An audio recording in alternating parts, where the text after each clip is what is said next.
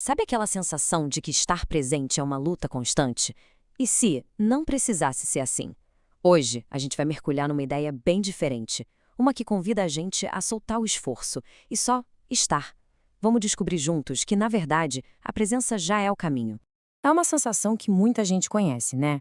Aquela de que a presença é tipo o topo de uma montanha, inalcançável. Mas e se o problema não for a nossa falta de fôlego para subir, mas a própria ideia de que a gente precisa escalar alguma coisa? Vamos dar uma olhada de onde vem essa dificuldade toda e como, às vezes, só mudar o foco já muda o jogo inteiro. Ok, então, para começar, vamos direto ao ponto. A primeira coisa é olhar de frente para as histórias que a gente se conta sobre o que é, de fato, estar presente. É hora de desconstruir esse tal de mito da presença.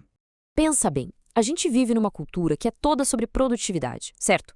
Então, claro, a gente foi meio que condicionado a ver a presença como mais uma tarefa na lista, mais uma coisa para conquistar. Só que isso transforma o que deveria ser um estado natural numa fonte de pressão gigantesca. E esse mito, ele se baseia em umas ideias bem pesadas, né? Tipo que estar presente é quase um estado de iluminação, uma coisa só pra gente especial, ou que a gente precisa entrar numa guerra contra os próprios pensamentos. Pior, que para estar presente de verdade a gente tem que virar outra pessoa. Mas olha, a proposta que a gente vai ver hoje é radicalmente diferente. Beleza, se tudo isso é o mito, qual é a realidade então? É agora que a conversa fica boa de verdade. A gente vai mergulhar numa nova definição que é, ao mesmo tempo, bem mais simples e, nossa, muito mais libertadora. E a grande virada de chave está toda aqui. Não é sobre conquista, é sobre escolha. A presença é só isso, a escolha, momento a momento, de não se abandonar.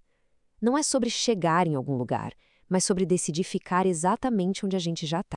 Olha só que mudança de perspectiva. Onde antes tinha aquela pressão de um estado elevado, agora tem a leveza de uma escolha cotidiana.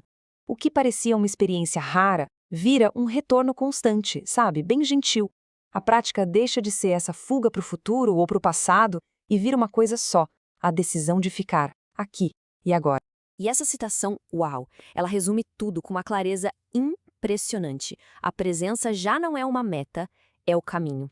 Para pensar um pouquinho nisso. Se a presença não é o destino final, mas o próprio chão que a gente pisa, isso muda tudo. Ela vira o solo fértil onde todo o resto pode, finalmente, começar a crescer. Ok, legal. Se a presença é o caminho, como é que a gente caminha nele então? É para sair correndo? Aparentemente não. A chave do negócio não está na intensidade, mas sim na constância. E o ponto central está aqui, ó. A prática não exige a intensidade de quem está escalando uma montanha, exige a fidelidade de um rio que sempre segue o seu curso. Não é sobre usar uma força excessiva, mas sobre a gentileza de retornar. Sabe, voltar, de novo, toda vez que a mente viaja. E essa fidelidade, ela é testada em todo tipo de situação. Claro que é fácil estar presente no passo 1 quando tudo está claro, mas o treino de verdade, ele começa mesmo no passo 2, no cansaço. E fica mais profundo ali no passo 3, quando a vontade some, e se consolida no passo 4, naqueles momentos de tédio, sabe? Quando parece que nada acontece. É aí que a gente vê o valor da constância.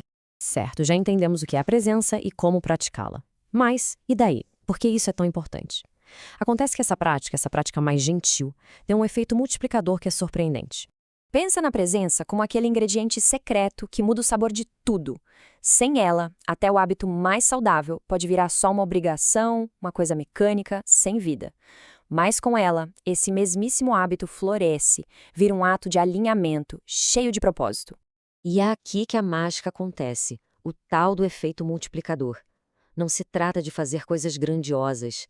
Se trata de trazer atenção total para as pequenas coisas do dia a dia. Uma xícara de café, uma conversa, um e-mail. Quando esse pouco é feito com presença, a qualidade dele se espalha, contamina todo o resto, como as ondas na água quando a gente joga uma pedrinha. E com o tempo, com essa prática constante, a presença deixa de ser um esforço. Ela vai se transformando numa espécie de casa interna. Um lugar seguro para onde a gente sabe voltar, não importa a tempestade que esteja lá fora. Vira um centro de gravidade, um eixo. Bom, tudo isso parece ótimo na teoria, né? Mas como é que a gente traz essa ideia de voltar para o eixo, para o meio do caos do dia a dia? Vamos ver um jeito incrivelmente simples de fazer exatamente isso.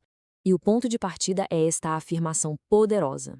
Repara bem, não é eu gostaria de voltar ou eu preciso voltar. É eu sei voltar para mim. É um reconhecimento de uma capacidade que já existe, já está aí, só esperando para ser acessada. Olha, o exercício proposto é de uma simplicidade que é genial. Passo 1. Quando terminar qualquer tarefa, qualquer coisinha, escolha um gesto simples de encerramento. Pode ser fechar os olhos por um segundo, lavar as mãos com atenção. Passo 2. Enquanto faz o gesto, só reconheça internamente. Aqui eu estive. Sem analisar, sem julgar. É só isso. É como dar um carimbo, um pequeno ato para honrar o momento que acabou de passar. E talvez essa seja a mensagem mais libertadora de todas. Nada mais é necessário. É isso. Esquece os rituais super complexos, a necessidade de horas e horas de meditação. Esse pequeno, esse gentil ato de reconhecimento já é o suficiente. Já rega a semente da presença. E para fechar, fica esta pergunta, esta reflexão. A busca não é por momentos extraordinários, fora da curva. A verdadeira transformação acontece quando a gente para de se abandonar nos dias comuns, nos momentos simples. O que pode mudar quando finalmente a gente decide simplesmente ficar?